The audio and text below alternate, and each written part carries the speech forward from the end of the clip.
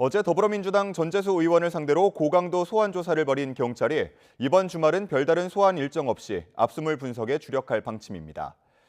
회계 분석 요원 등 수사팀 인력도 확충한 경찰은 의혹의 실체를 밝히는 데 수사력을 모으고 있습니다. 현장 취재기자 연결합니다. 배민혁 기자.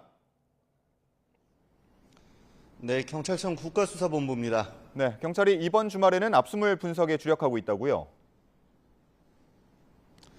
네, 그렇습니다. 통일교 의혹을 수사하는 경찰 특별 전담수사팀은 어제 민주당 전재수 의원을 14시간 넘게 조사했습니다.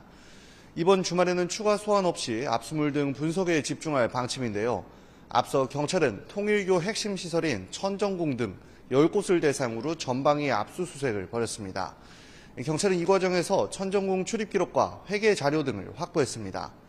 경찰은 이어 한학자 총재를 구치소에서 접견 조사하고 정원주 전 비서실장 등 최측근도 연이어 소환해 관련 진술을 확보했습니다.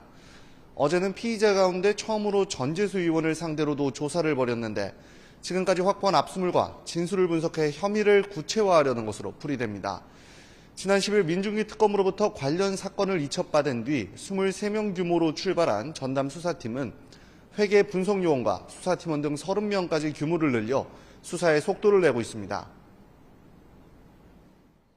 네, 어제 진행된 전재수 의원에 대한 고강도 조사에 대해서도 자세히 전해주시죠.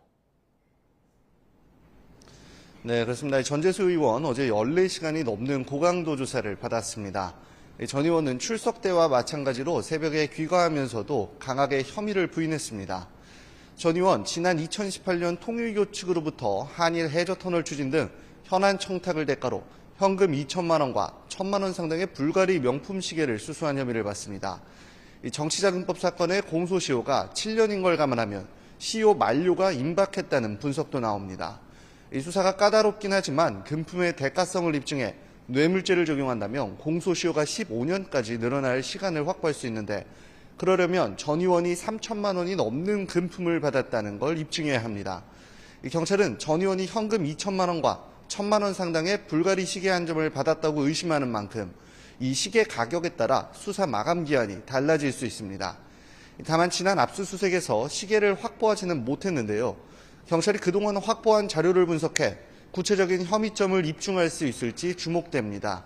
지금까지 경찰청 국가수사본부에서 YTN 배민혁입니다.